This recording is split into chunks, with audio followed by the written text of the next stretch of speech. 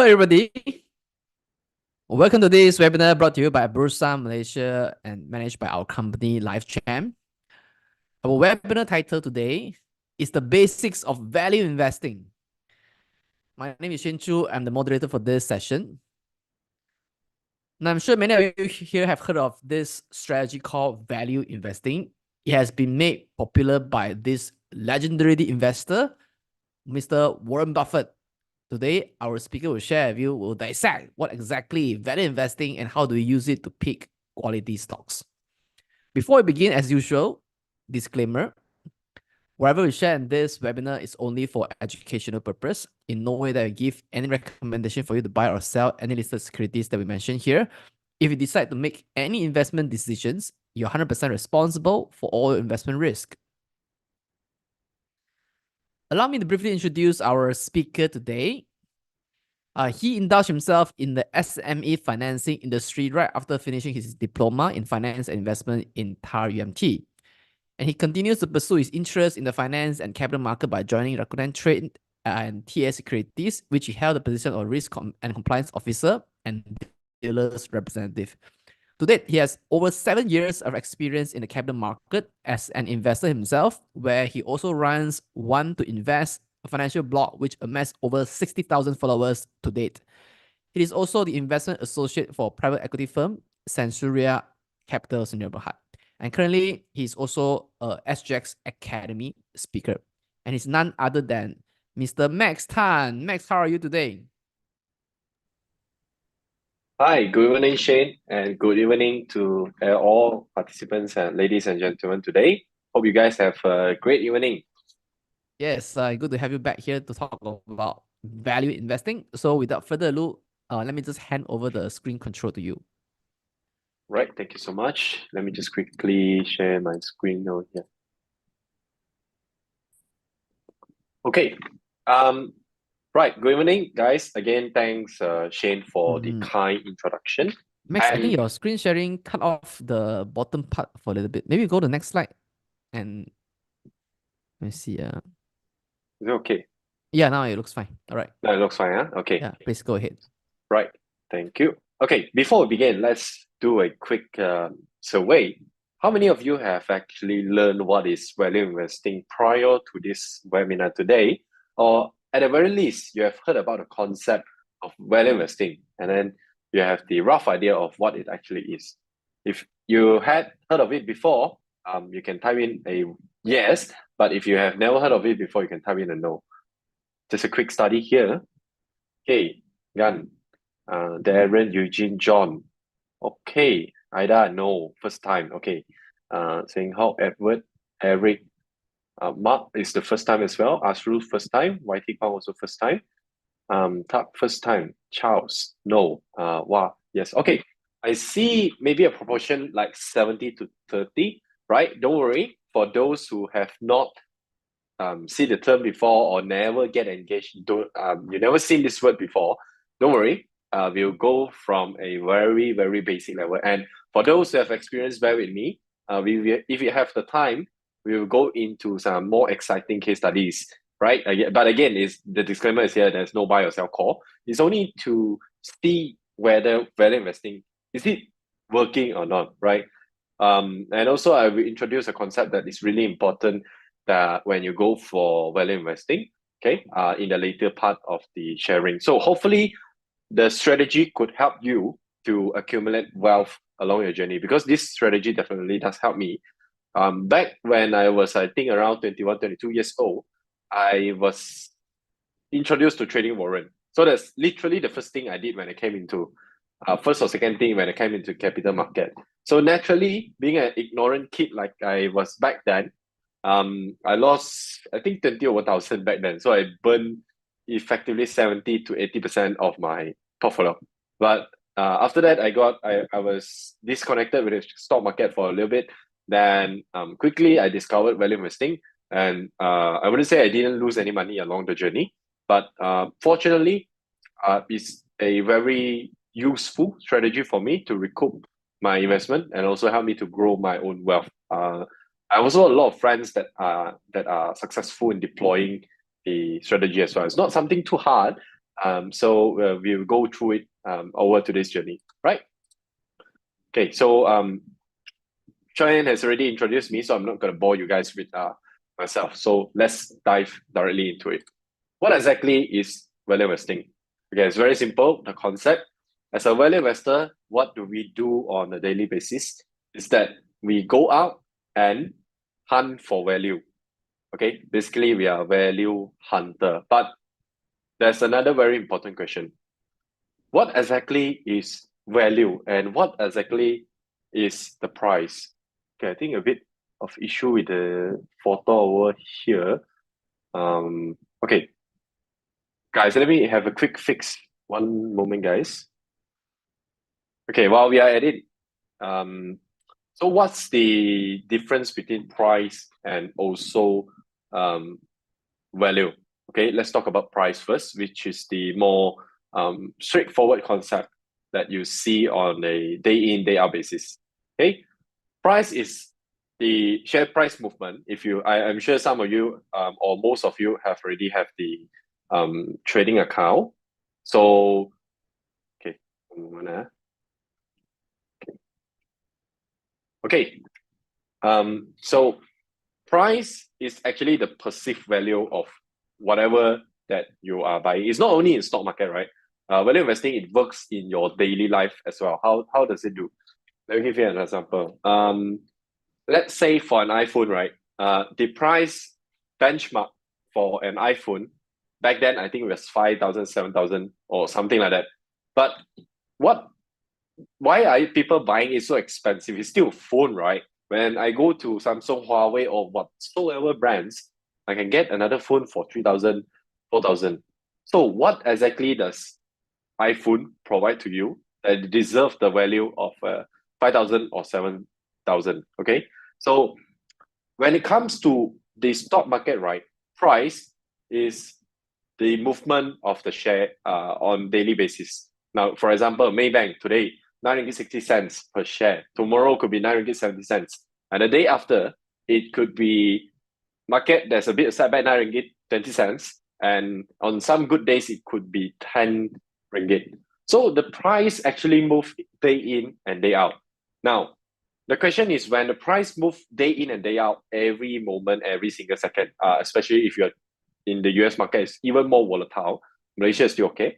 So when it moves so much, does the value of the company the value of the company, does it really move so fast? Naturally, it doesn't, right? So when we buy into any company, normally we have an actual value given before we will buy. For example, the value, why do I buy Apple? Some bought it for the status, some bought it because of the OS, the operating system that you're so used to the interface that if you switch it back to Android, you're not really familiar with Android anymore, right? That's their economic mode. That's what makes Apple so valuable because people have to stick to it. It's very painful for me to switch between different products. So that's also one of the part that what makes Apple valuable, right? And some might think that, oh, the processing, the hardware, or the aesthetic look is very cool. So that also puts into the value part of that product, right? It depends on how you value a company. So before I start this webinar, I actually thought to myself, how should I explain this even properly? So there's actually one interesting thing that if you study economy, there is one saying that, oh, the market is efficient. There's an efficient market theory, right? But in reality, relatively speaking, how many of you think the market is really efficient? If you think the market is really efficient, what efficient means is that when there is a news being publicized, immediately everyone will get the same piece of information and will make the same best decision. What I mean by best decision is that if the result, let's say, for example, the company has a bad quarterly result, everyone will sell the stock because you're earning lesser, so your value is lower. Naturally, the price of the company should also go lower. So whenever this piece of information come out, the share price of the company should be adjusted. How many of you believe that is true? Everyone will perceive the same piece of information the same as everyone else. If you think so, yes. But if you think that when a piece of information came out, some of you will think, no, this probably is the bottom. That means that this quarter is the worst ever. Next quarter, they might be doing better. So everyone has a different perspective in the market. If you think that, then you can type in no. Then the market is not really efficient. Okay? So on this basis. Okay. So a lot of people of you put in no, and also maybe mentioned it depends, right? So if it's a public information, so naturally the share price, to be honest, I think 90% of the people, we don't have time to read through Busan announcement, right? We are busy with our life, busy with our work. Takan after work, then I sit in front of my computer from 6 p.m. I start reading company announcement until 7:30 or 8 p.m., right? It's not so realistic. So that's why we rely on analyst report. That's why we also rely on some of the digital media platforms as well, some media also, right? So that proves that when a piece of information came out, it doesn't really reflect immediately. So this distribution of information, the message I'm going to give out is that distribution of information is not really tally across the whole market, right? So the perceived value of a company, it changes between people. For example, right? It depends. A couple of you mentioned it depends. If I have read the quarterly report, then I might think that, okay, this company is doing good. But if I didn't read, then I might think that, oh, the company is not doing so well. So sell my shares. So you see, the price is actually a perceived value, number one. That's what is trading in the market, because different people has different opinion. And then the value, even the value part, even though it's an actual value, but we also give different kind of value to the company. Okay, some of you think Maybank worth 9 ringgit, some of you think 12. Okay, some of you think that Maybank, I buy other banks, or Maybank share price not moving fast enough lah. Better I go and buy technology companies, right? Or I go and buy Bitcoin. So the perceived value of that company to you might be lower, right? So understand that, okay, in the exercise of doing value investing, the number one thing for you to do, even though it's not necessarily same with the market, is to find out try to find to the most accurate, what is the actual value of the company. There are a lot of valuation methods in the market. I try to go through a couple of them that are simpler to explain, and understand that price movement is perceived value. That means that every day, every second, different people come to you with different valuation. So it's a kind of a voting of different opinions over in the capital market, right? Especially in the stock market. We have a lot of voices. Okay. Right. So I think this is an example that how price actually work in the capital market. Okay. You focus on the share price movement. Okay. So you can see what happens over the company from this area. I wonder if you guys can see my mouse. Okay, nice. Okay. Okay. From this area to this area to this area. Okay, if you look at, I'm not going to mention a company name, so you guys can look it up. So during this period, I've been following this company as a case study for quite a long period of time. I did not buy any shares of the company. So if you look at it from here to here, actually there are not a lot of announcement over the period. There are not really a lot of significant change of the fundamental of the company. That means that if I buy, let's say, if I buy into Maybank, right, for example, is operating as normal. There's nothing super exciting came out. Like, what's super exciting? For example, Maybank get another license, they acquire another bank. So naturally, the value of Maybank will spike up a lot, right? And in this case, for this company, in this the lower part on the further left on April to around August, actually not really a lot of things changes, right? But from here to here, sorry, I'm not drawing straight line. Pardon my MacBook skills. So from this part to this part, yes, they're delivering, they're recovering from losses. And then they also announced a couple of contract wins and everything. There is a change of perceived value, but even though with the new contract wins and also with the enhanced financial performance, it doesn't really justify the value one. Okay. So in future, if you see this kind of share price movement without fundamental justification, so be really careful about it, right? So this is one of the example that happens in January this year, right? So the perceived value, which is the price of this company, definitely move much faster than the fundamental changes. The fundamental changes are like the contract wins I mentioned just now. They are wins, but only 10 million, 20 million, and there are some MOU, memorandum of understanding. So for those who are new to the capital market, you always see this memorandum of understanding, but by legal means, it's not really something legal binding, right? So if I sign MOU, it could lapse within 6 months or it could lapse within 12 months. It depends on the contract. So it's not something like if I awarded a contract, we must execute. So be careful when you're trying to factor in the value of a new MOU into whatever company you are looking into, right? Subsequently, this is the most interesting part. There is a 2-day limit down in terms of the share price. Okay, I think I should change the color in the next slide. I still have another chart. I will change the color, a bit hard to see. Okay, so over in January, without any fundamental changes or bad news, literally nothing. There's only a crossing of shares happened. That means that transfer of shares off market. I think around 9 to 10 million at the time. After the transfer, immediately the market crashed. Not market crash, sorry. This stock particularly crashed. So if you look online, there are a lot of not conspiracy. There are some degree of truth to it, but that one is another topic that is very complex for beginner. It's also not really related to how we're going to do value investing.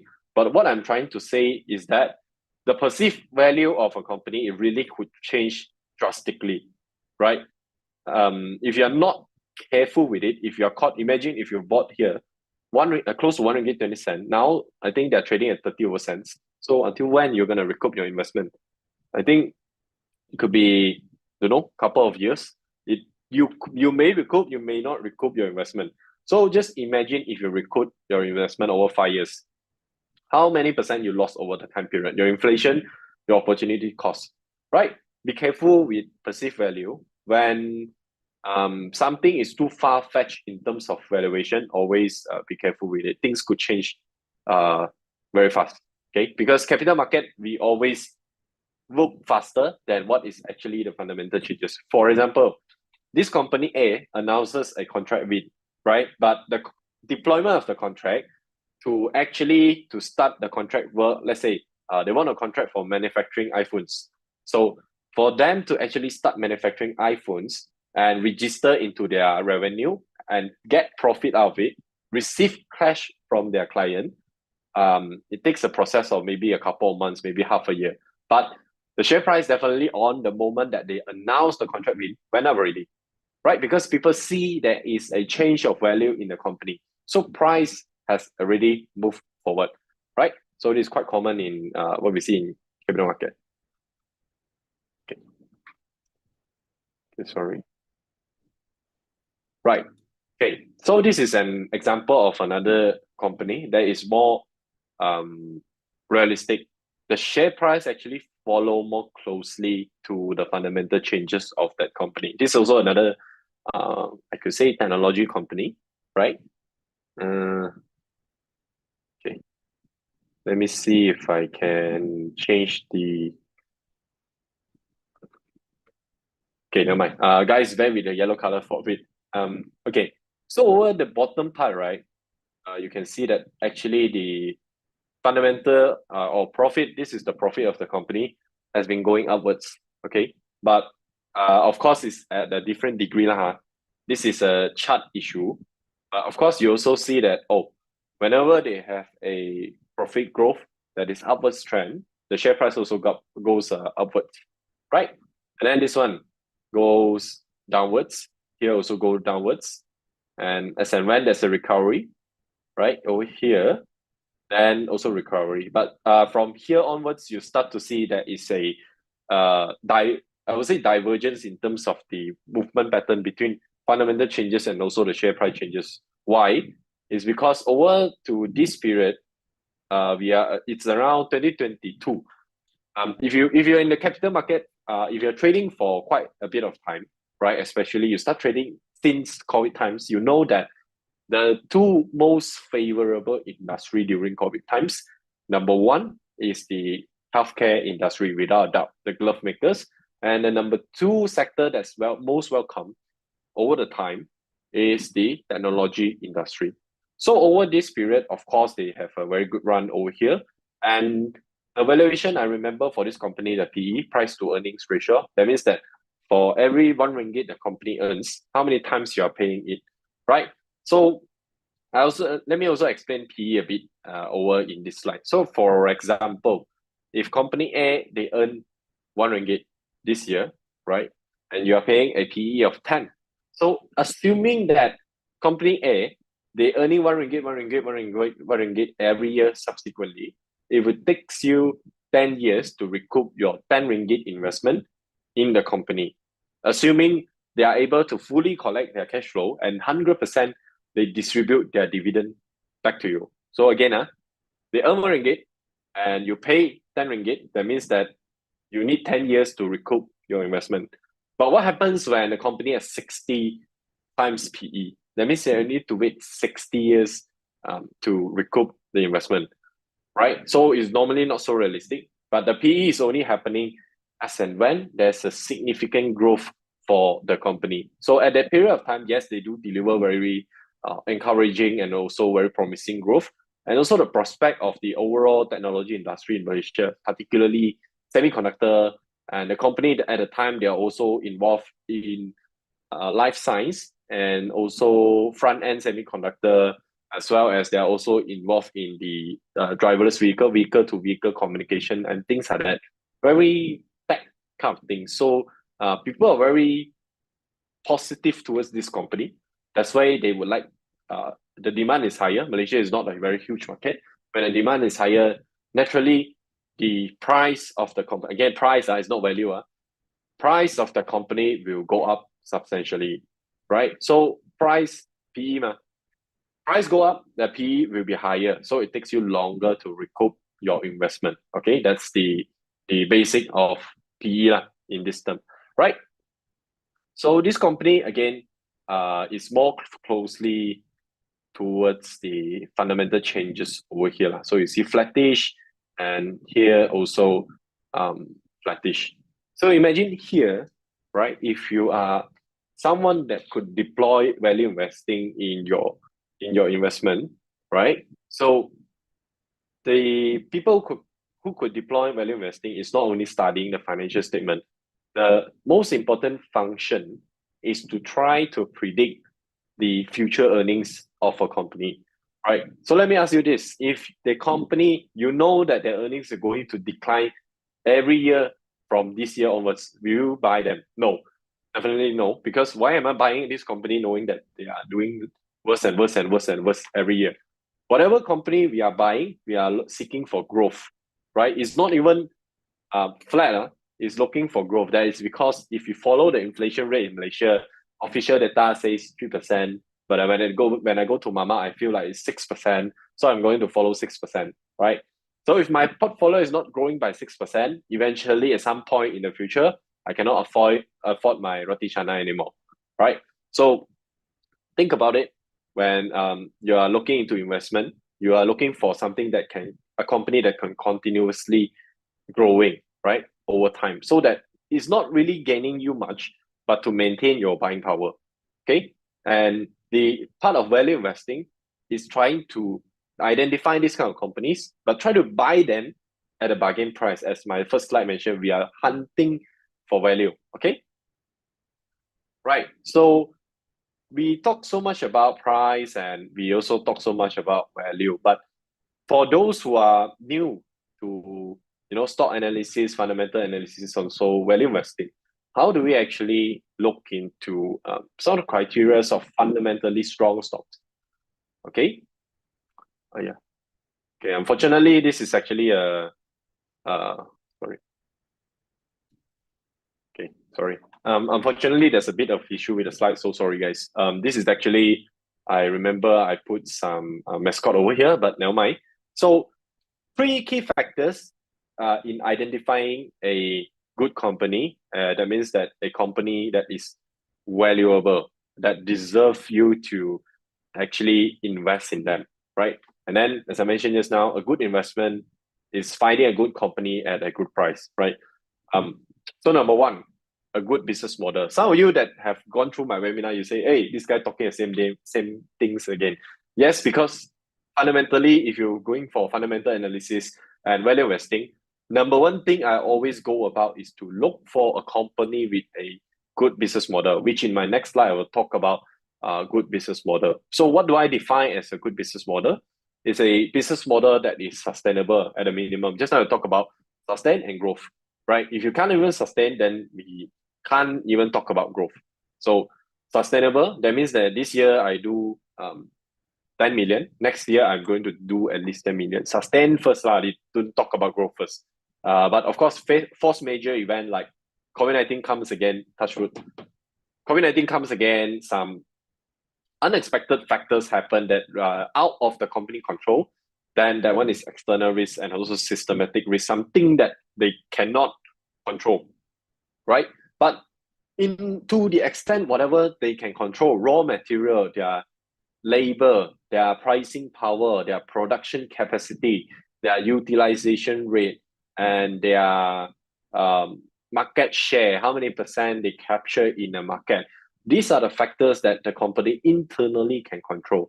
If you're looking into a company that on a broad basis, lesser and lesser people are going to use it. For example, like I use the Nokia phone as an example. So let's backdate back to 2010, I guess, 2010. At the point of time, even though the company, the valuation is cheap, right? But you know that with the smartphone coming out, lesser and lesser people will actually go and use Nokia's only a recent, the more older version, older model of the phone. So you know that their business is going to get affected. This is an external issue where this is generally the market trend. So the company couldn't fight the market trend. It's a natural change in the market, right? People will opt for a better product eventually. Okay, so if this is what we call a macro trend basis, I'll give you another example. So nowadays, if you're doing trading or you're active in the capital market, you should be able to see that recently plantation stocks, usually a very boring sector for a lot of investor. Plantation, you plant palm oil, after 3 years, you start harvesting for another 18, maximum 25 years, and that's it, right? But what's interesting now is that people suddenly think that, oh, palm oil is very good. Now it's liquid gold. Why? Because the CPO prices, the crude palm oil, that means that after the fruit bunch, they go and extract the oil out of it for food purposes, right? So the CPO prices has been going up. So what will happen to companies that are doing plantation? Naturally, even though they're only selling the fruit without the palm oil moulding to extract the seed, palm kernel, and also extract the oil out of it, they are going to fetch good prices. So at this moment of time, as some of our friends mentioned earlier, judgment. So at this moment of time, suddenly plantation become a very good business model. And this is what we call a cyclical kind of business model. Sometimes it's good and sometimes it's may, right? Sometimes it's trying to sustain and things like that. But if you want to sit back and relax, try to look for a business model that could sustain, which I will show in the next slide, right? And the moment you have a good business model, I would presume that you are able to earn money. By earn money, that means that you have a growing revenue, you have a growing profit on paper. But a lot of people, I think generally Malaysia, the investor, we are getting smarter and smarter. So on paper, profit doesn't really trick us anymore. We start looking into cash flow, right? I'll talk about this and try to provide a case study later on. And the last factor is also extremely important. So when the first factor and second factor, even though it's valid, but when it comes to the third factor, reasonably value, or if it's discounted, it's even better, but it doesn't come day to day. I'll give you an example later on. So when you have the first factor right, second factor right, but you bought the company at a high valuation. Remember, we show you just now. Okay. Okay. So imagine if you bought this company over here, even though the fundamentals of the company, they are at this level, right? They're still doing better than what they are at the peak over here share price, right? By comparison over here and over here. But the valuation, it went too far away. So you are still not making a profit even by then. So reasonably value is very important. So let's take a look at what kind of business model that I personally think is a good business model in Malaysia. Okay.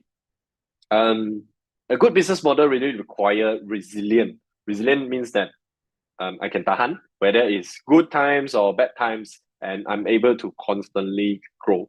Okay. So for banks, for example, Maybank, which I mentioned so much, I like Maybank a lot. They're giving very generous dividend, but I'm not going to use that example here because everyone knows about Maybank already, right? A small trick for you all: if you have FD in Maybank, so try buying Maybank stock. It's probably going to give you a higher return since they're going to use your FD money to lend it out to earn profit and to pay back shareholder anyway. So it's also one way of selecting how do you deploy your capital. But that's another whole topic, right? So resilient kind of business model. Banking in Malaysia, we have already freeze new license application. So every banking license is worth a lot. I don't know how to quantify it, but it worth a lot. So definitely not only private bank. Banking sector generally, they are very good business model. In good times, people look at these banks to borrow money for expansion, borrow money for spending. Back in 2021 and 2, when they loosen up, 2021, 2022, when they loosen up the requirement for borrowing money, because a lot of people suffer during COVID, you can see that generally the whole market, the spending power is so good. You go to the malls compared to now, easily you see people taking a couple of bags. And then luxury products like LVMH, people are queuing after COVID times. You know how good is that? The signal that cash is abundance in the market at the point of time, right? And in bad times, without me mentioning, when bad times, definitely people go back to the bank. Hey, I need to makan. Can you borrow me a bit of money? Or my company, actually, we face a huge cash flow problem. Can you help us out? So private bank is really a very resilient kind of, banking in general, very resilient kind of business model. And then for Farm Fresh, it's very interesting. So I think if you guys notice in the market, right, there's actually a trend that is going supporting back local brands. And Farm Fresh is one of the few super strong local brand that we have over in Malaysia, right? So when we think about fresh milk, I don't know about you guys, but if I go into any retail outlet or Jesco, not Jesco, Aeon, or I go into Hero Grocery. So first thing, if I look for milk, I'm trying to look for Farm Fresh, right? Even though they are slightly more expensive than some of their peers. This is where the interesting part comes in. Normally, the cost of them to manufacture the product really doesn't differ too much compared to their peers. But they are priced higher than their peers. This is where it gets interesting. When it priced higher, that means that you are able to command a better pricing. That means that your market acceptance rate is better. And your profit margin is likely to be better on product level. Of course, on company level, because they have their farms. Farms is very complicated, right? You have a lot of biological asset. So you might see profit goes up and goes down from time to time. Okay. So Farm Fresh, very strong brand and very strong pricing power. Alliance, one of the underdog stock that exists in Malaysia. Some people might Alliance listed in Malaysia.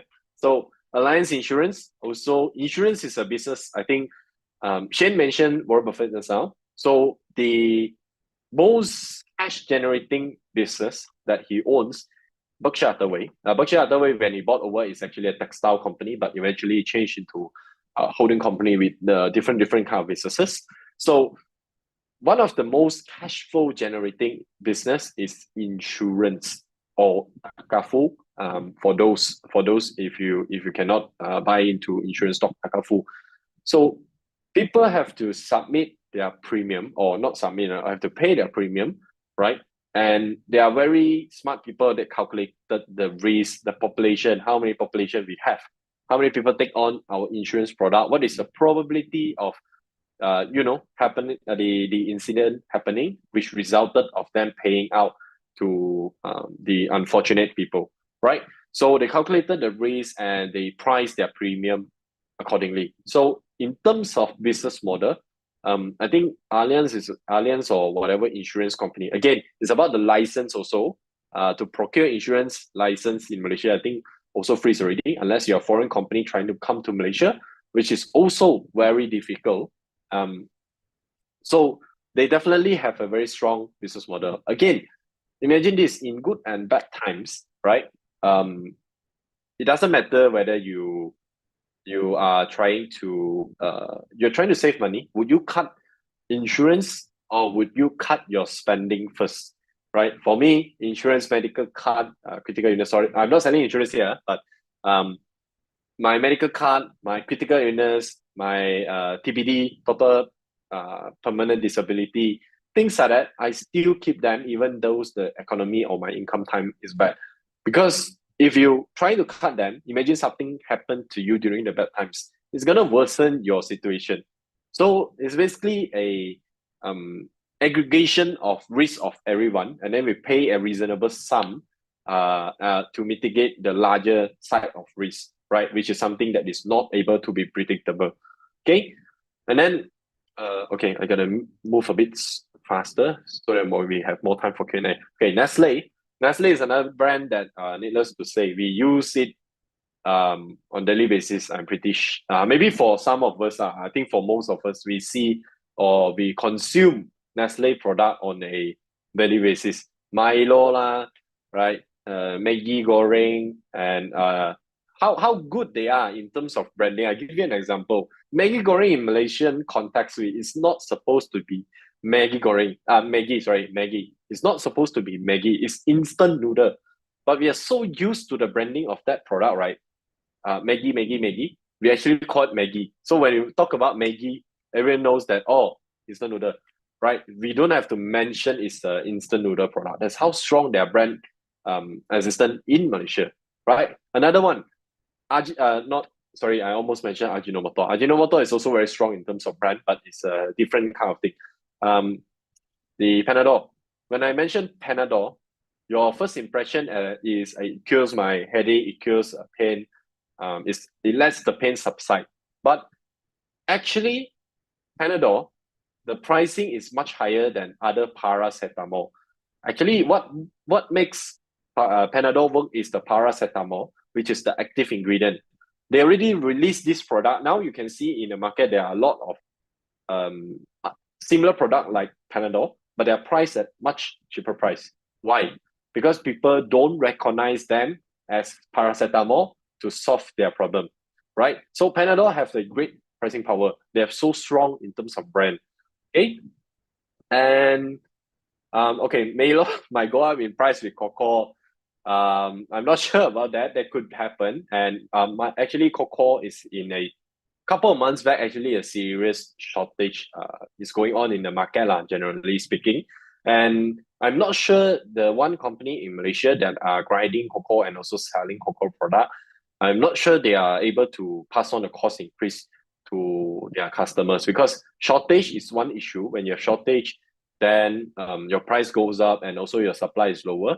It could be good, it could be bad, depending on your inventory level and your ability to source for the raw material, right? That one is another topic. Okay, next up, Experian. I'm sure if you're not in business line, probably you never heard of Experian.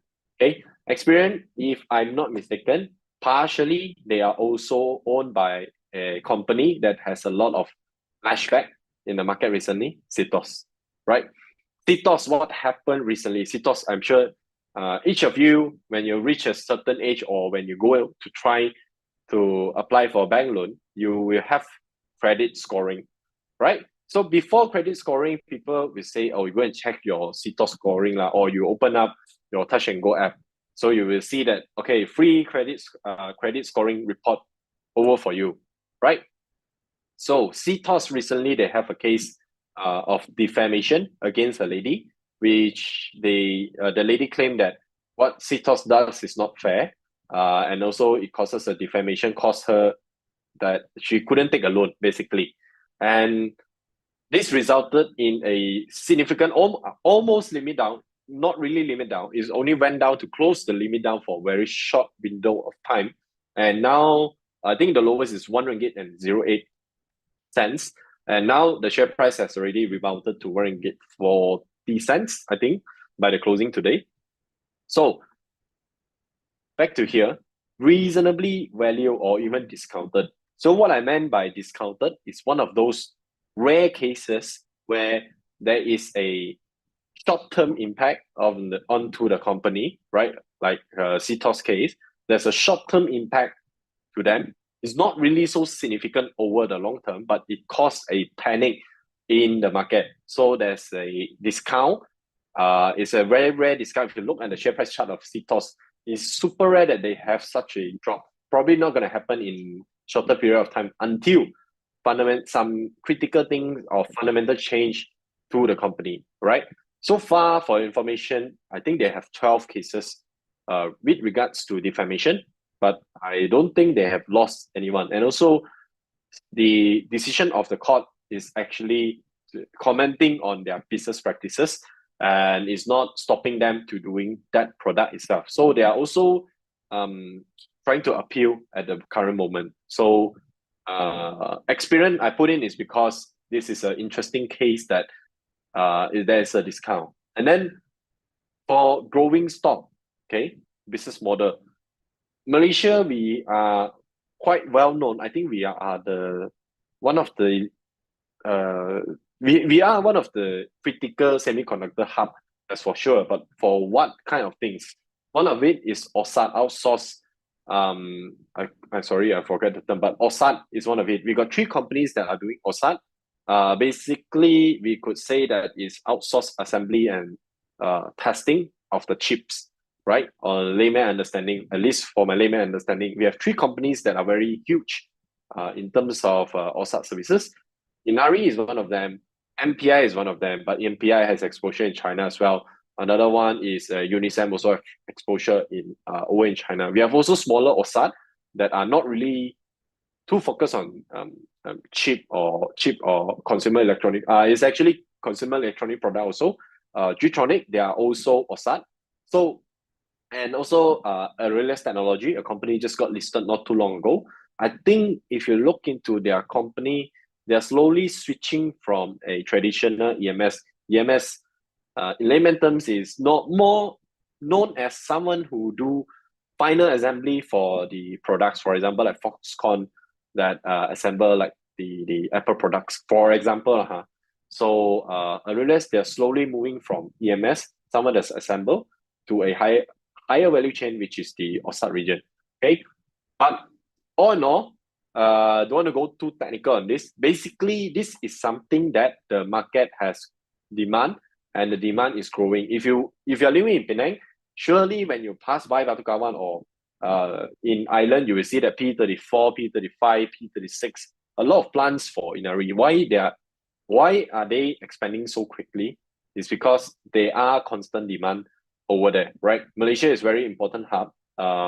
We are sort of a beneficiary between the tension of US and also China. So we are in the middle ground so that when they go for OSAT, they can come and look for Malaysia. And also there's an initiative called Taiwan Plus One. That means that the people that are used to using services in Taiwan, they might diversify their resources to other countries. And Malaysia, as one of the key regional OSAT hub, definitely they will look into this region. And also one of the things that Inari, as for example, business model, since they have so much money back then and they keep expanding, hiring more people, having more factories. So imagine today, someone even with a very strong background, they try to come into this sector.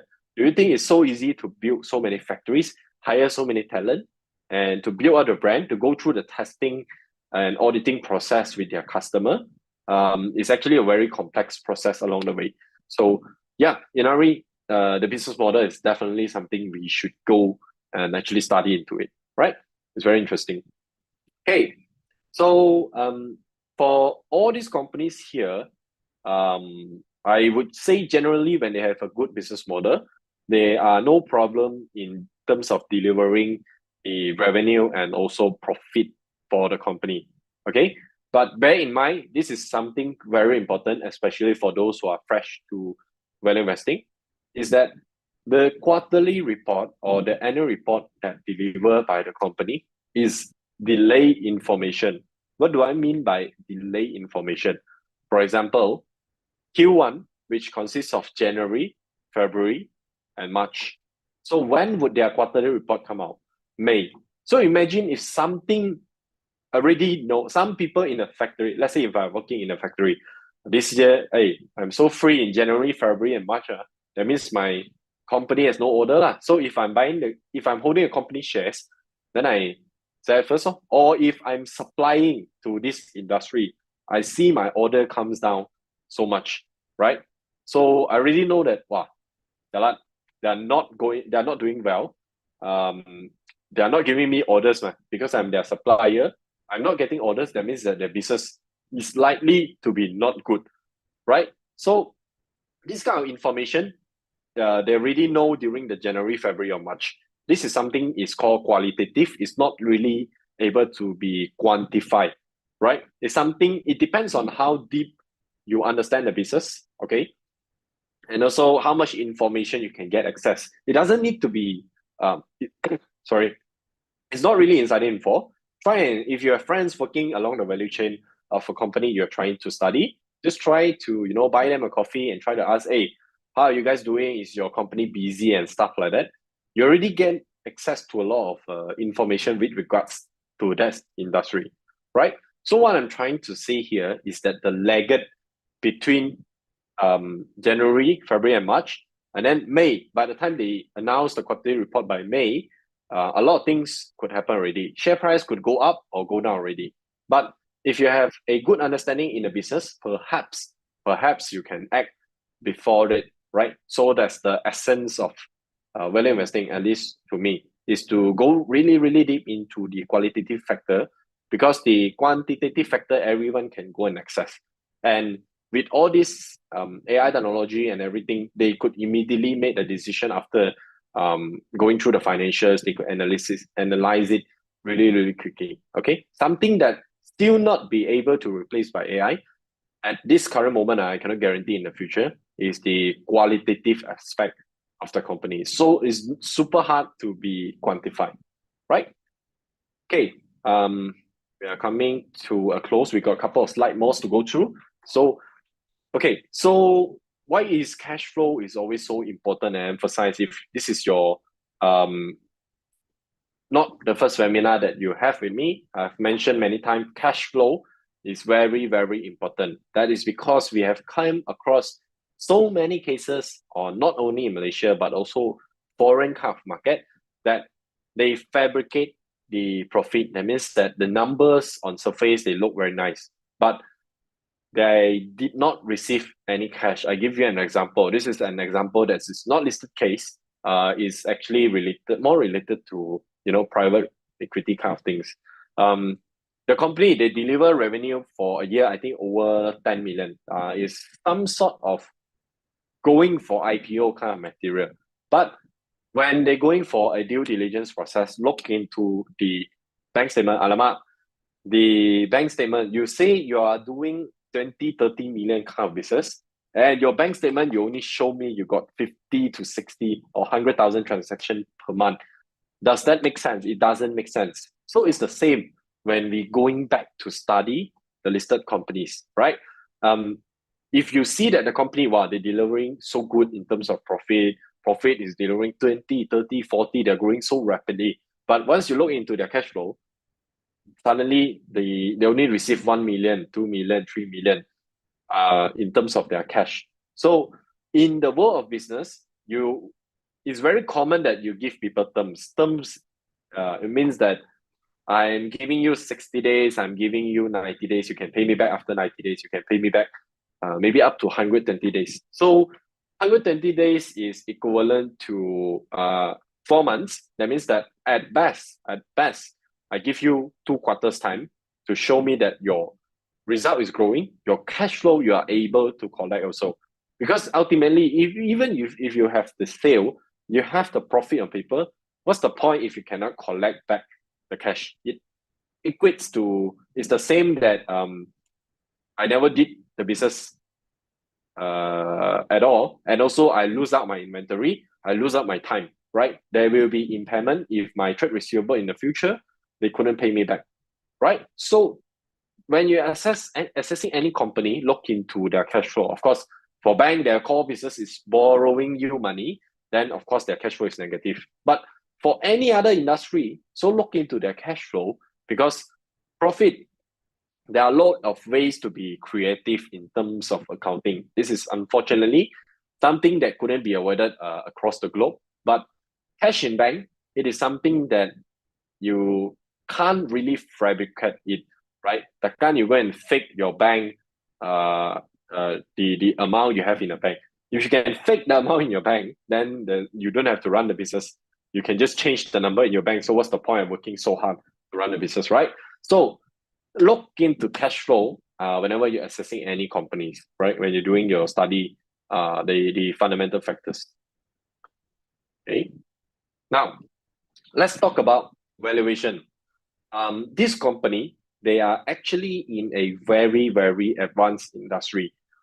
They are in chip design. So wow, when you heard the term, wow, chip design, very strong. So the company is Opstar. It's also one of the company I like very much. Okay, but unfortunately, after their IPO, right, I think people at this time, this point of time, I think a lot of people sort of over expected the industry growth and also over expected the company's growth at a point of time. I think the PE of this company is approximately 70 times to 80 times. Remember, I mentioned about PE just now. What does the 70 to 80 times means, right? 70, 80 years to recoup my investment. If you are able to grow very fast, that means my P and E, the E part you are able to grow, then my PE become lower, so naturally. Okay, so the company, they are still delivering quite relatively good results, but it's not up to what the market expect, right? Because I think the market got overexcited when we mentioned about, wow, chip design, definitely your growth is like straight line one, okay, linear kind of growth. So all the way up. But unfortunately, you can see that because the valuation is extended, even though it's a good business model, they are the only chip designer that we have over in Bursa Malaysia. There's another company called Skychip, but I doubt they are going for listing anytime soon, right? And their results really didn't excite the market, right? To get more buyer in, right, you need to excite the market and let more people agree to the perceived value of that company, right? But if you're not delivering the result what people expected, so not only you are not attracting new people, but the existing shareholder, the people who already bought the shares, they might become the seller as well, right? That causes the the downward trend for that company. Unfortunately, this is actually a very nice company that I personally like, but in terms of valuation, unfortunately, this is a case study where good business, they're generating cash, but valuation extended. That means that people have a very high hopes on them. to deliver substantial kind of growth, then their valuation will be higher. But if you bought at the peak, so sorry, I think you have 50% paper loss now. To recoup the 50% loss on paper, you need 100% grow in terms of share price. Okay, let me give you an example for those who are new to value investing. Imagine you invested RM1 into whatever stock. So when it goes down to 50 cents, touch wood, hopefully the stock you buy won't, touch wood. So it goes down to 50 cents. That means that you lost 50% in your on paper, right? But from 50 cents going to RM1, how many percent? It's 100% because you need another 50 cents to go back to RM1. So imagine in Bursa or I think US is a bit more volatile, but in Bursa, to identify a stock that is able to grow 100% over a short period of, let's say 2 or 3 years, it's already $1 million job, right? It's kind of, I don't think it's $1 million, it's $1 billion kind of thing, right? If you're able to identify, you go and buy, you go and go all in on it, right? Because I can double my money within 2 or 3 years. So it's definitely not an easy task to identify a company that can grow 100% over a short period of time, right? So be very careful when you try to value any company that you're looking into, right? Okay. Before I go into a risk, sorry, I take a bit more time before we go into Q&A. Before we go into the risk associated, I would like to share a couple simpler concept. I think one of our friends here mentioned about discounted cash flow DCF. DCF is a bit complex. It's excellent in terms of predicting the future cash flow the company is going to generate, but it's a bit complex for beginner or those who are fresh to value investing. So we stick to 2 very fundamental ways to value a company, right? Number 1 is the PE. PE, I mentioned just now, which is the price to earnings. The lower the PE, generally speaking, the lower your risk. Okay, but huge but, it doesn't mean that you are safe 100%. In fact, there is a company, I don't want to mention the name, there is a company with PE of 2 to 3. Wow, that means very good, man. If I buy this year, then subsequently 2 or 3 years I already recoup my investment every year, assuming 100% dividend payout, and they're really able to get the cash. But in a matter of fact, it's actually paper profit. They don't really have a lot of cash flow in that case. So ultimately, even though their profit is growing, the share price of that company, unfortunately, is falling. So that is one of the things of what we call value trap, okay, which we will mention in the next slide. Another one is PB, price to book ratio. Okay, so don't get overly complex. Price, very simple, is still the price of the company. Book value, okay, book value is not the book that they have, but it's the net tangible asset. That means the asset you can touch, you can see the asset of the company, net tangible, after deducting the debts or the liabilities that they have, what is left with the NTA of that company. So on some cases, with asset-rich company, sometimes we will study the company with NTA as well, right? Price to book ratio. So again, the lower the better, right? If 1-to-1, normally if you are investing into Mid Valley plus the Garden Malls, which is under IGB REIT. So if you are investing in them, what valuation is the best? Of course, the lower the price to book ratio, the better. Because imagine if I can invest in Mid Valley, let's say the asset is 100 million, I can buy at 50 million. So 0.5 price to book ratio is fantastic kind of deal, but it doesn't exist in capital market, not usually don't. So especially for good cash flow generating assets. So generally speaking, again, PE, PB, the lower the better, but be careful with value traps, which is the thing we're going to mention in the next slide. Next 2 slides, actually. Risks associated with value investing. Okay. So value trap, we already mentioned just now, value trap. Apart from the valuation looks very cheap for you to buy, there is also something you need to be very careful, because I don't know about you, but for me as an investor, I love dividend. So sometimes some companies, they give out special dividend to reward their shareholders, right? So when they give out dividend, a special dividend, suddenly the dividend yield of that company becomes so attractive, right? That a lot of people would, wow, the dividend yield of the company is 10%. If I buy 1 ringgit every year, I get back 10 cents in terms of dividend. So good, right? But realistically speaking, it's only for that year only. They give out 7 cents special dividend for whatever reason. Maybe they sell a parcel of land, so they got cash, then they say, okay lah, this amount of cash we're going to pay back to our shareholders to reward them. But in the ordinary course of their business, probably every year they give out 3 cent dividend. So effectively, there's a value trap lah. One of it, if it doesn't assess it carefully. But if you know about it and you assess the risk already, then probably it's not value trap lah. It's your decision to, you already understand the risk associated. So risk is actually something that you do not know might happen. So when it happens, it might impair whatever decision you are making, or impact the market decision that could cause you capital losses, which is the drop in terms of share price, right? And value investing require value discovery. Okay, value discovery process is something that see your luck. Okay, unfortunately, you need luck in capital market as well, although it's not as straightforward as going to Genting. So if let's say if I'm looking into a manufacturing, this thing actually I experienced on my own for past 3 or 4 years. It actually require a lot of time.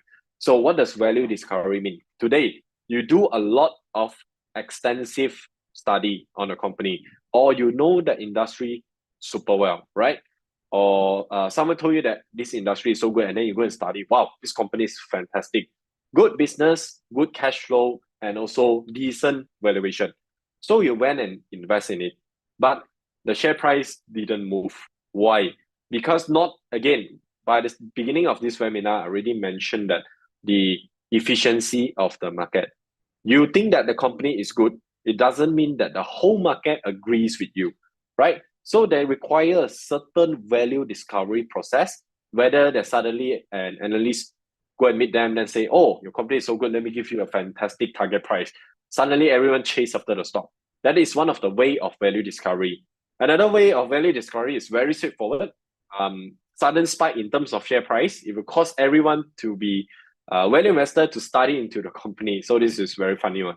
If there's no substantial increase in share price, normally no one bothers about the stock. Or even they look at the stock, no volume one, this stock. So until when I need to wait, right? So if you're doing value investing, right, the value you perceive might be cheap, but others might not be agreeable until there's a certain process called value discovery is there.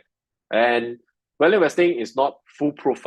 It's not that if I study, if I buy Maybank or if I buy CMB, they're good cash flow and they're paying out dividend, and when I buy, it's relatively cheap. Okay, it may not be always successful, right? In terms of, it depends on your investment horizon.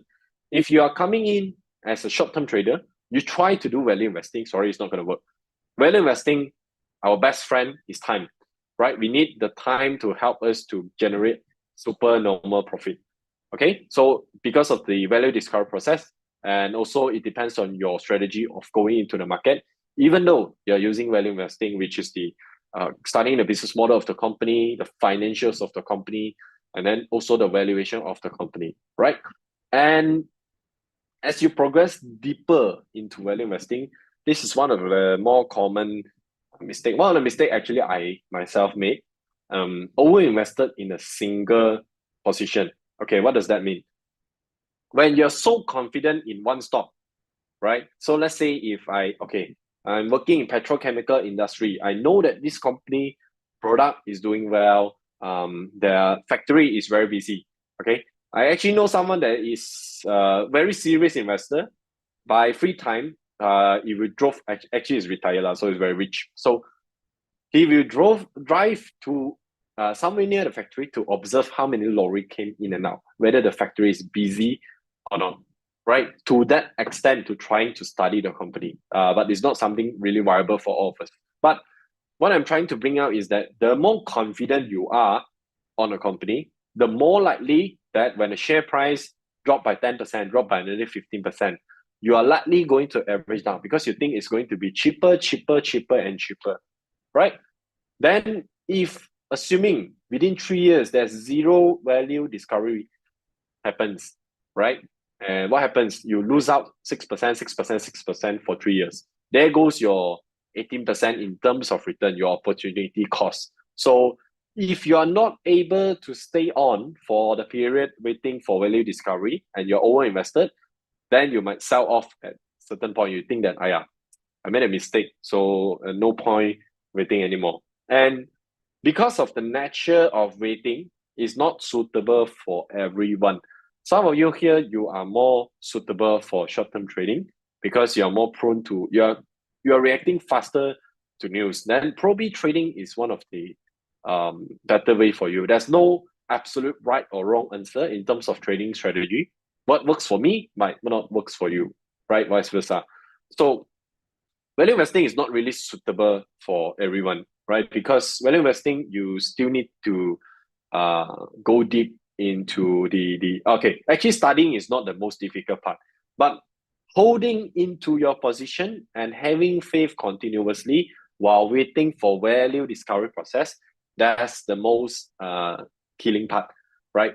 Is very it's very boring when, okay, if you have a couple of friends that investing together, when they come out, hey, my ABC Berhad move up by 10%. Hey, my XYZ Berhad move up by 25%. So what about yours? So you're doing value investing over a short period of time, there might be no return, right? Because again, value discovery process, the market needs to be agreeable with you before the share price start moving, before the value start to be perceived by others as well, right? So it's not really suitable for every investor. So if you are not a patient person and you really need to stop trading because you have bad trading habits, some of my friends do have bad trading habit, not following plans, etc.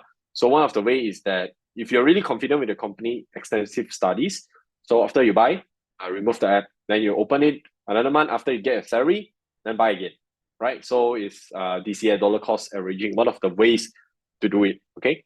So, but I want to emphasize that value investing, while it's good, is not really suitable for everyone. So you can try it out, you can definitely try it out, whether you're doing paper trading or you're doing with your own money. What I would prefer, if you have extra money, I want to emphasize, by investing or trading, please only use your extra money that it wouldn't impact your daily cost of living, right?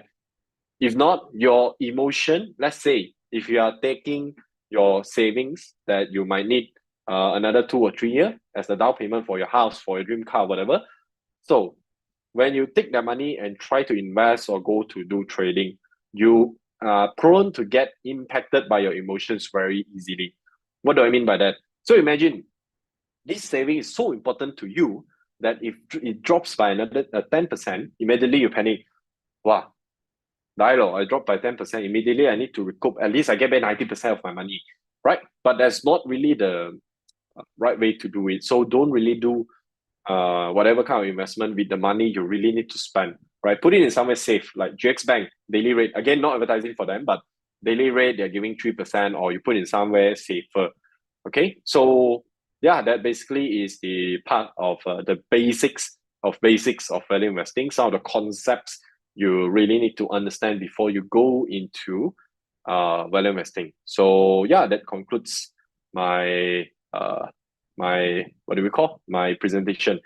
Okay, Shane, over to you. I see one of our friend here have a long list of questions for me. Yeah, we will address those questions during this Q&A session. So thank you so much, Max, for sharing with us, what exactly is value investing, how is the strategies, how do you go about doing this strategy, what are the criteria in picking investment grade stocks, and what are the risks associated with value investing.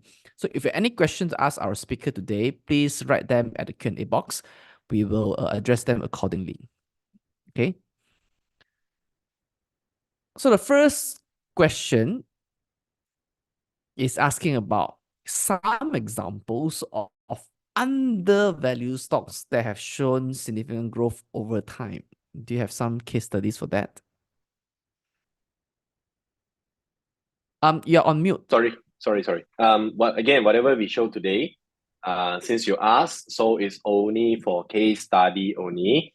Strictly is not any buy or sell call. Okay. Okay, let me move sorry. Okay. So okay, this is actually one of the stock that I've been looking into for quite a bit of time. Okay. So it's not something super high in terms of return. It's not something crazy like 100 or few 100%.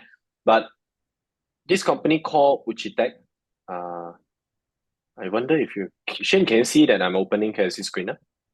Yes, I'm Okay. seeing it.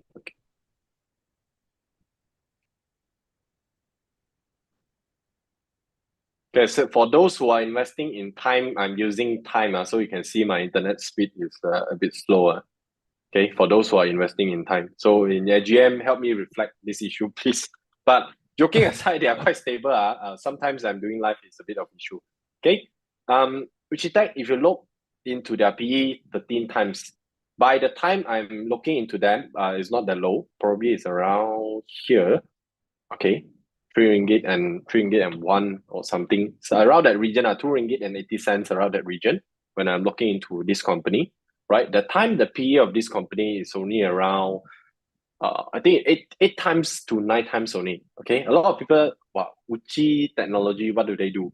It's actually a proper microcontroller unit for coffee machines. They are doing the product for the coffee machine. So it's effectively a technology company, right?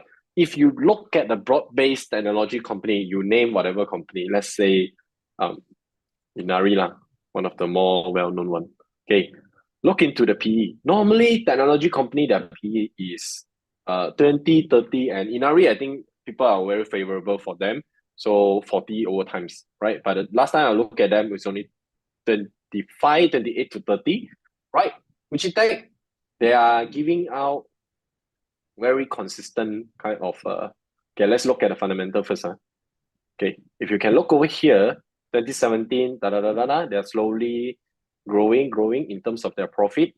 2017, ignore the noise up and down because business, there is no straight line growth one. If you look into any business that tell you straight line growth, be careful on it. In business world, there's no straight line growth one. Okay, so anyway, if you look at their growth rate, 70, a bit down in 2018 because of the trade war, US thing. 2019 recovery, 2020, even in COVID times, technology, they are performing really well.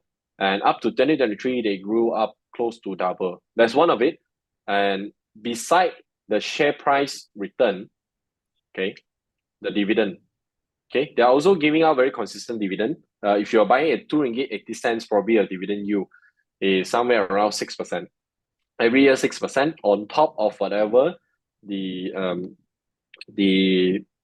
share is generating the return for you. Okay, this is one of the example. Another one, okay, another one is also recent value discovery. Okay, wait.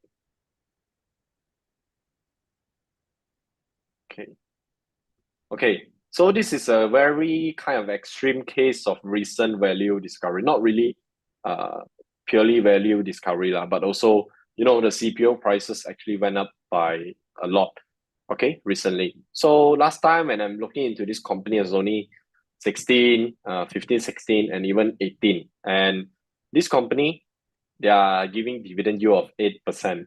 Every year you get 8% in terms of dividend, right?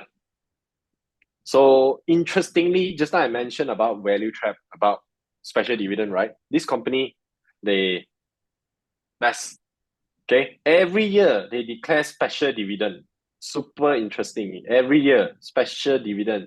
So when you see this kind of company, special dividend is actually a norm for them. It's not a super normal one-off thing for them. It's they are giving out special dividend year in, year out. Every year they're giving special dividend since 2018.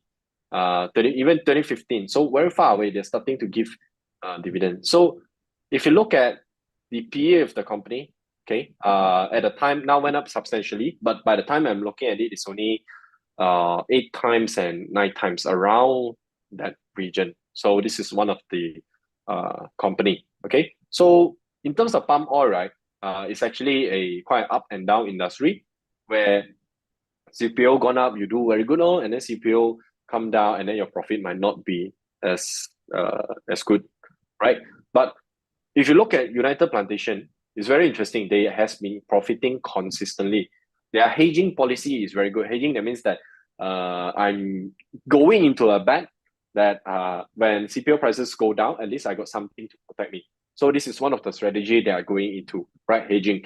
And you can see that the company, they are really doing super well. And I think, personal opinion, they will continue to do well in the upcoming quarters. So this very extreme case of value discovery processing last year suddenly popped from 16 levels suddenly to 20 over.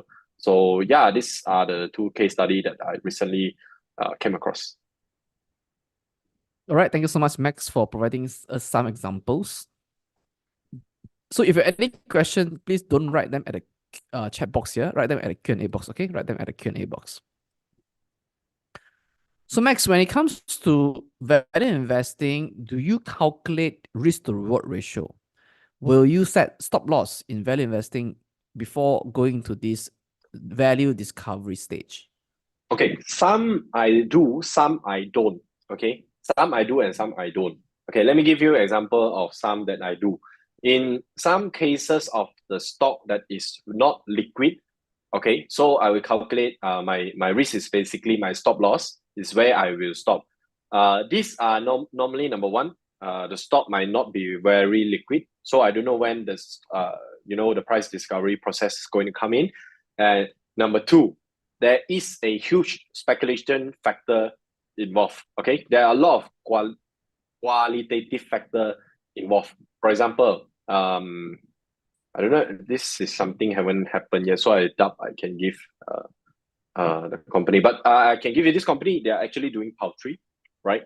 The stock, the PE is super low, low to mid single digit, but low to mid single digit PE. This is before their earnings, which is going to come up in May, which I presume they will deliver quite good results. That will further bring down the PE maybe to 3 to 4 times. But this kind of things is qualitative. It's also speculation involved.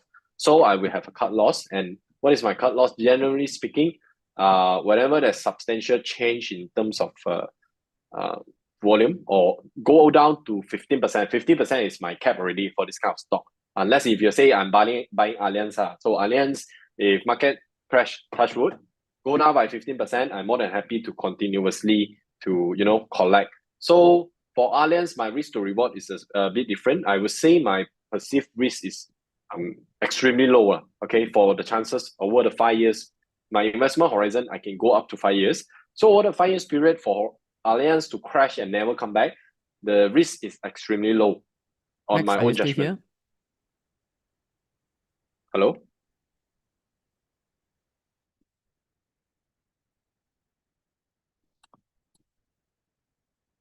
Hello? Max, it seems that I'm losing you. Can you hear me? Hey, wait. Is it my internet connection is unstable or yours? Both loud and clear. Okay. If you Okay. can see me, type in 1, please. If you can see me, Yeah. loud, clear. Okay, thank you so much. Okay, so it's my line that breaks now, is it? Yeah, I thought I was talking to myself for close to a minute for nothing. Okay, Yeah. sorry guys. Where was I? Okay, the company poultry, okay, and then Allianz. Allianz, I think my risk is relatively lower in that sense, because the chance of it crashing down and never return is lower. And then my upside return is capital gain, which I do not expect a lot. But in terms of dividend, I got 6%. Capital gain I get for this kind of company is for capital preservation. So anything above 5% is considered a bonus for me. That one is for my compounding of my wealth. And then normally I take an 8-2 ratio, 80% of my portfolio It can change from time to time. 7382, 70 to 80% going into stock like Allianz, safer bet, and then 30% I go out and fight. And also to, when you study a lot of companies, though, eventually your hand got itchy, or you heard a lot of rumors, then your hand got itchy. So that portion of capital is for that purpose. But again, risk to reward ratio, yes, definitely I calculate. And also my stop loss maximum I can take for companies that I'm not really confident or I'm speculating in terms of something that have not happened yet is around 15%. I wouldn't go higher than that. Right. Thank you so much, Max. Just now you mentioned about risks associated with value investing, one of them being value traps, right? So the question here is, how should we, or what strategy should we deploy to avoid value traps in value investing? Okay. Should I mention? Okay, I give you an example. Okay, so it's sort of public, already public info. Okay, VAT for smoker and non-smoker. For smoker, probably you're not happy lah, right? There are a lot of restriction going on in the country, but okay, let's not talk about smoking lah. But generally, British American tobacco, I'm sure you guys use their product intentionally or unintentionally. When you go into some places, unintentionally you inhale some of their products. They actually, it's a tobacco seller in Malaysia, manufacturer. So let's say, without looking at the company name, right? And you look at the PE of that company, 12 times, dividend yield 7.7%. What's your first impression? You think that, wow, wait, this company is Cheap. really good. Yeah, so cheap. They're 11 times in PE. Dividend yield, they are giving 7.7 times. But once you look into their financials, okay, you can see that it's actually on a declining trend. It's not really super hard to see one. Okay, if you look over the short term, maybe over the 5 years period, you see that it's up and down, right? But if you look at the dividend trend, so it's quite obvious. Okay, so dividend trend, paying trend is actually one of the best indicator I like to use. But of course, you might need to look into capital changes, right? Capital changes is that do they do bonus issue, share split, right issue? Because when they are going through this kind of exercise, dividend per share will change. Let's say if they're doing 1-to-1 bonus issue, so now 312, for example, it will go to 150, 157, like that, 156, something like that, right? In terms of the dividend, because number of shares half, so you need to check whether there's capital changes. But if not, looking at the dividend payout trend of the company actually indicates whether the company, are they growing or are they not growing, right? This is one of the easiest way to identify value trap. Even though on surface you look at it, wow, it's not expensive, 12 times PE, and also dividend yield of 7.7%. And there's one more thing that I want to mention is, okay, also looking at the business model, there are actually more and more restriction coming out that could impact, the company's future sales. One of the most critical issue, let's not mention about government intervention first, is the contraband, which means the one that are not going through duty and everything, the contraband products. It actually commands a larger market share than VAT themselves. So imagine, right? Last time, back 20 years back then, imagine selling fake DVD, you're doing better business than selling actual real DVD. So it's a huge challenge for the original DVD seller themselves, right? And this is on the business model perspective. And I think this is one of the best cases I can explain what is example of a value trap, right? For this kind of company. All right, thank you so much, Max. So the next question is by shipping.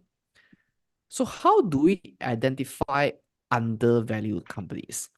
Are there any indicators that we can look for us to find them? Yeah. Okay. Let's talk about PE first. Okay. PE. When we go deeper, as we progress deeper into value investing or fundamental analysis, there are actually two ways of doing PE. Number one, absolute PE. That means that you are valuing the company based on their own PE, right? Number two, comparative PE. Comparative PE, it could work in two ways. Number one, you compare with their peers.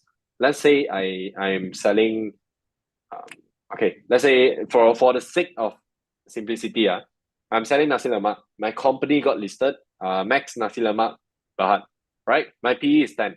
Then my peer, they are all doing 15, 15, 15, 15. So do you think there could be an undervalue in my company?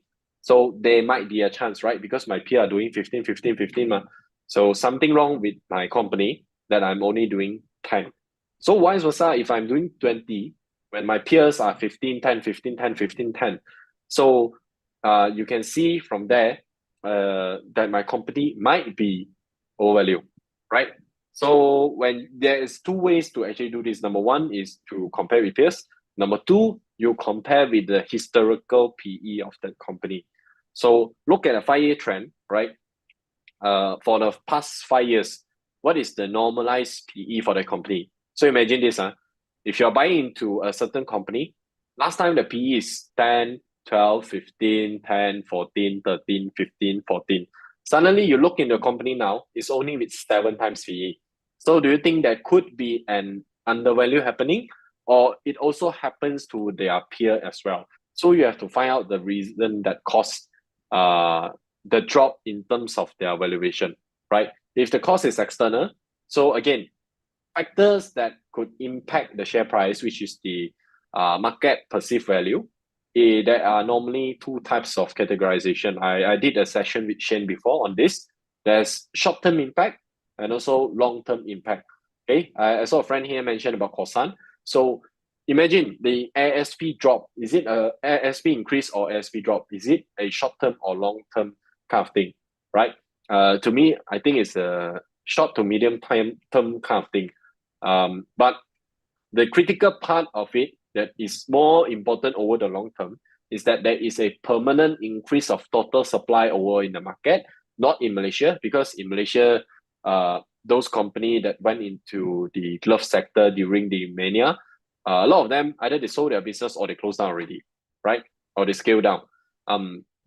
One example is Iconic. Then, but for China side, China we have a lot of this kind of glove manufacturer, especially for not for nitrile glove. Nitrile glove, the raw material is effectively synthetic plastic, synthetic rubber. Sorry, not synthetic plastic, synthetic rubber. And China, the cost of them doing that is lower. Our side, our strength, because we are close with Thailand, we are stronger in terms of cost wise for latex glove. Okay, so this is something that is more long term in terms of the landscape. So when you mention about the valuation, try to assess whether the external factor that impact the company, is it short term? If short term, would they recover? If they recover, yes, they might be undervalued. But if it's something that happened long term over a very long horizon, then you might need to think about your decision twice. Okay, thank you so much, Max. Okay, I received a notification that my internet connectivity is unstable. Can you still hear me? Yep, I can still hear you. Okay, yeah. By the way, I also use time.com. Timecom. Okay, for time investor, please, when you go to AGM, please voice out for us. All right. Let's do one last question. Yeah, one last question because I think we ran out of time already. What is your opinion when the company makes higher profit by the quarter, but then the net profit decreases? Okay. Higher profit by the quarter. Sorry, where's the question? Or higher revenue by the quarter, but then the net profit decrease. Okay. Again, you need to assess the factor. Okay, revenue increase could be caused by a lot of factors. My sales are better, my price increases, right? But ultimately, in the world of business, okay, let's assess it in two ways. Number one, you know that the company is just expanding. So let's say the company just went IPO, just set up the factory, got CF, installed machine, ready for production and everything. Then when it start production, of course the revenue will increase. So let's say last time I'm making, let's say 10,000 units, now I'm making 15,000 units. But remember at the very beginning of any new expansion, there's something called a gestation period. So my cost, initial cost, setup cost and everything will be higher. So on that time, my revenue is higher, my profit might be lower, but it's a temporary issue. Like I mentioned just now, the factor is temporary, right? But if you look at the revenue base is higher, but the profit is consistently going lower, because ultimately, whatever business you are doing, we want profit and also cash flow, right? That's pointless if we capture higher revenue, but our profit goes lower and lower. So again, it's not really meaningful to me when your revenue base grow, but your profit is not growing. Unless you're going the strategy of I'm capturing market share, I don't care about profit over the short term. What I'm doing is I'm going aggressively, I'm going for pricing, I'm going to capture market, then it's a different strategy. Then you are hoping for a perceived value change onto that company, right? It also depends on how people value this kind of strategy, that you are going for the market, you're going cheaper prices. That's why my profit is lower, but I'm capturing a larger market base, right? So this kind of things this kind of strategy normally doesn't happen in Malaysia a lot. Probably in US stocks, those disruptor kind of companies, normally they go for this kind of strategies. All right, thank you so much, Max, for doing this Q&A session for us. So we have overrun the session by 4 minutes. So let's just wrap up the session, right? So Right. thank you so much for sharing the insights about how do you use the value investing, Max, in the stock market. So ladies and gentlemen, you just heard from the founder of Want to Invest, Mr. Max Tan. Thank you so much, Max. Thank you so much, Shane, and thank you everyone who stay to the end with us. Hopefully this is a helpful session for you, and good luck for your value investing journey ahead. I see you guys again.